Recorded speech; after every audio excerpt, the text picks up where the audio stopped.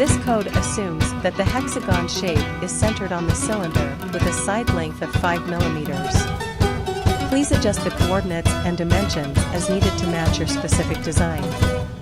It's important to review and understand the specifics of your printer's G-code commands and capabilities before using any G-code for 3D printing.